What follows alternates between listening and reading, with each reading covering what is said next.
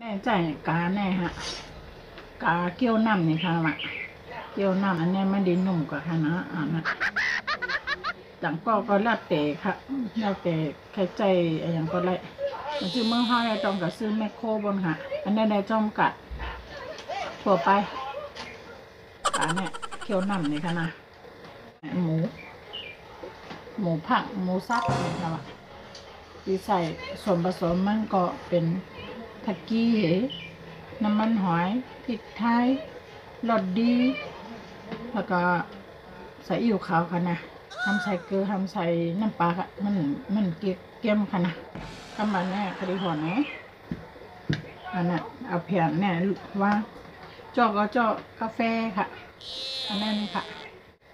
แล้วก็มาใส่พอดีก่อนน้ำค่ะอันนี้ก็น้ำเปล่าค่ะนะใส่อีกให้มันติดกันค่ะนะแล้วก็ให้นะแล้วแต่ชอบค่ะนะตีห่อจะไหนก็ไรแค่ห่อแบบเพ้อก็ไรอันนี้แต่ตีห่อมันเพ้อค่ะนะก็แค่เริ่มนี่อย่างนั้นได้เห็นหางแล้วก็มันเพ้อค่ะนะเป็นก๊อกคำเหมือนชื่อแขนะไม่ทางเนี้ยค่ะนะพอดีห่อในทางเนี้ยใส่พอดีค่ะนะเพื่อนนำก็มันดิแตกอ่ะ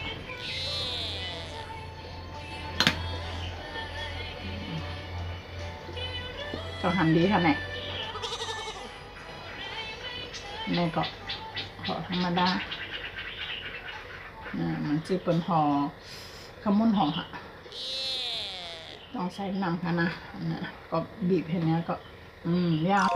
ก็ลักษณะของมันเป็นไงฮะกับมันเนี่ยค่ะติดกินได้หมูเล้งหมูโคแล้วก็มาช่วยวางๆค่ะนะ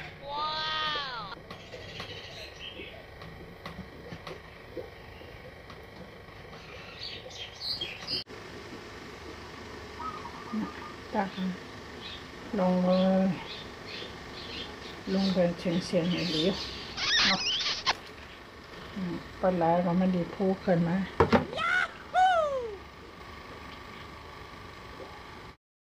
ไปเก็บแค่ละที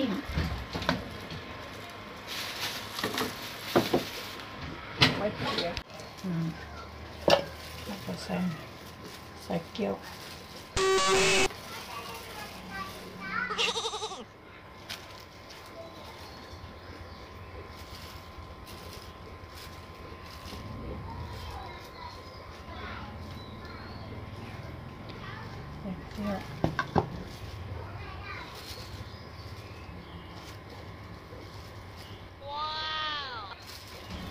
หยิบเอาเลยกว่า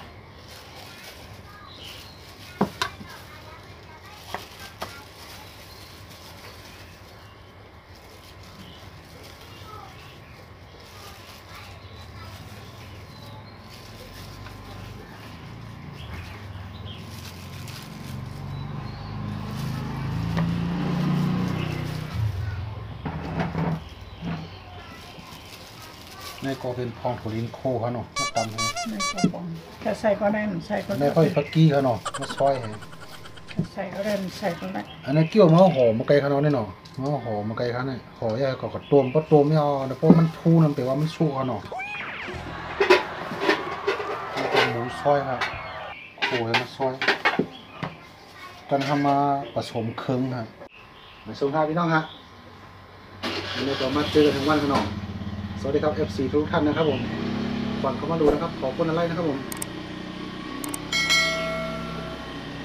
วันนี้บอกกินเกี่ยวครับพี่น้องเอ้ยมันจึงเขาเชียนเขาซอยเมืองค่ะแหละ จ้องนั่นน่ะอ๋อก็จะตามอีกคาลงหัวมันไกลข้างนอกเพื่อตามนั้นครับวิธีการเฮ็ดนี่ฮะ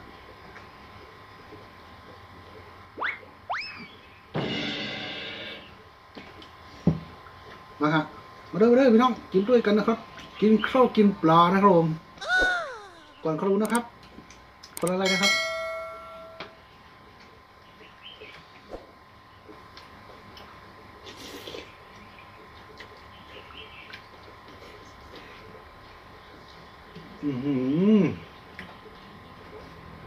รสชาติอย่างนี้นะครับพี่น้องอย่างนี้นะครับ นี่แม่ช้อนแม่เอาช้อนกระบังมาให้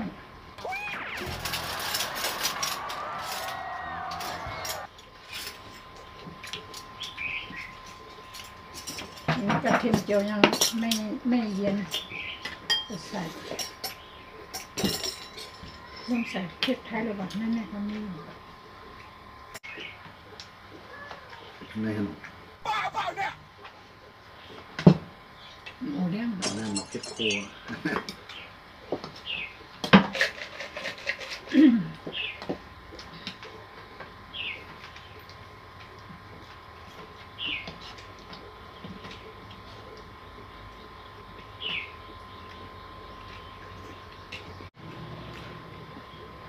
น้ำลูกหวานหน่อยไม่น้องนะมาหาถึงต้องกัน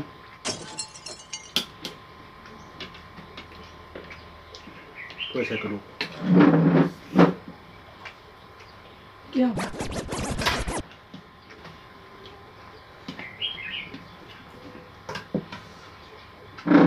Okay.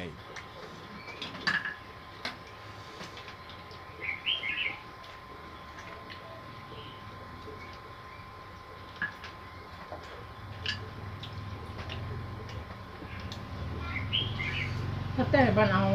กระดูกหมูค่ะนั่นมาว่ากว่าครับคำแบบ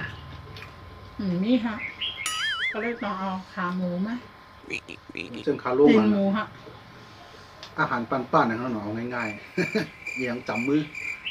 ก่อยิบอันนั่น ต้องจังเมื่อฮะต้อง แล้ว จอมนะ ขอพายด้วยนะพี่น้องเนอะขอใช้มือนะครับ Okay.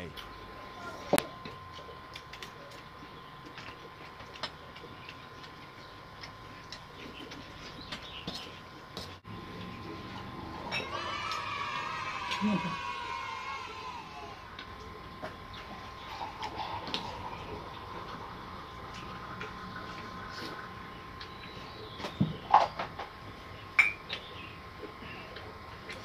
นี่ฮะช่องของเขาได้ตื้นขาดเลยครับกอผีเมืองไต้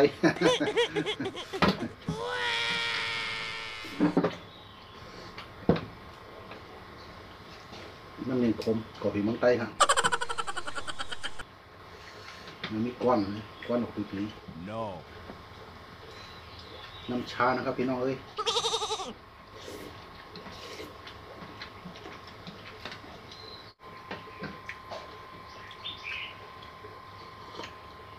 เอาไว้ช่ำหนัก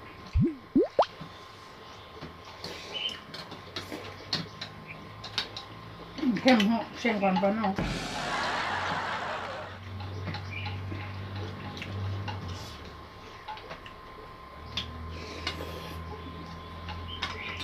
โอ้ยอร่อยมากๆเลยพี่น้องเอ้ย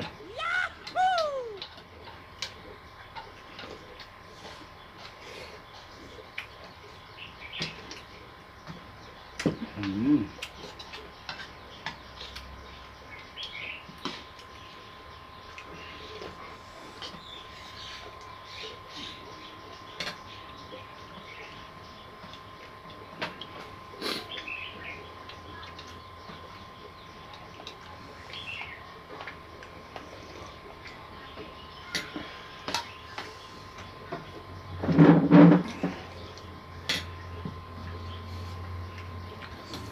ข้าวซอยก็ยกใส่แนะนำอีกเจให้เนี่ยก็แล้วเคยมันนุ่มเนาะ โอ้ยนุ่มดีขนาดนี้ คนงานนำมาก็ พอมันลงแล้วเป็นไรอยู่ เนาะ วันนั้นพระน้ำตัดไปแล้วต้องล่วงนั้นหมอก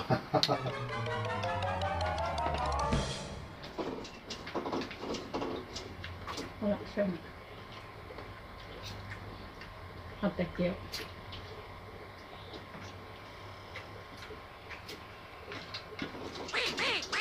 เกี๊ยวค่ะเกี๊ยวเดียวเห็นหมดเลย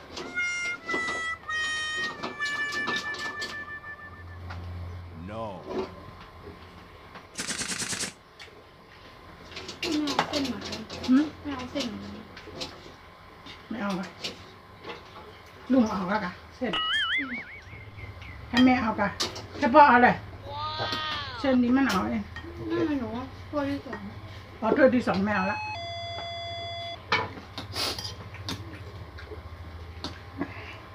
เขาอยากใส่ผักหมี่โคกันเนาะแล้วมาใส่ผักผักกินความ ในพังมี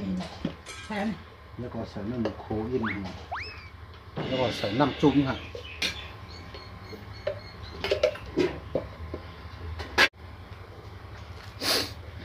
ทำมันได้เอาค่ะเนาะเส้นเอาแต่เกี่ยวแล้วนะ น้ำจุ้มก็เป็นน้ำต้มตีนหมูนึงฮะ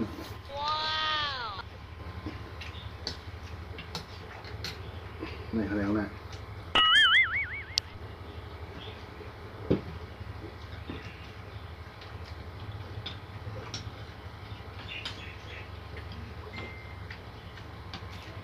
ใส่ของถั่วลินนี่แท้ก็มีง่าก็ใส่ง่าอีกก็ไรเพราะมันนี่ก็ดีครับ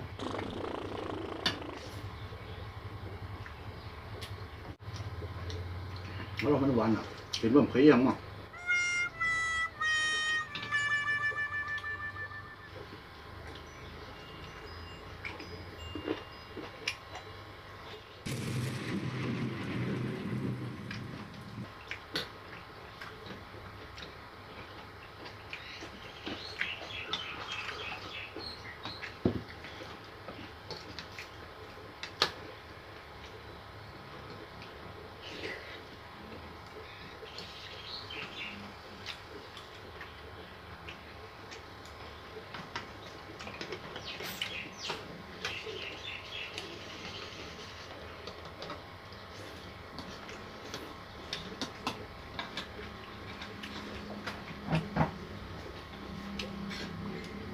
Okay.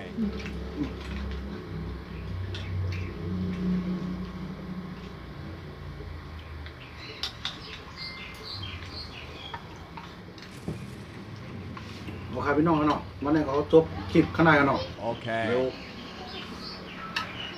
อย่าลืมกดไลค์เป็นคันกล้องไลค์ข้างนอกมีก็2ไลค์เดี๋ยวมาคันกล้องไลค์ครับเดี๋ยวเข้าหนาความมาเจอหน่อยครับสวัสดีครับ FC ทุกท่านนะครับวันนี้ผมขอจบคลิปเพียงเท่านี้นะครับ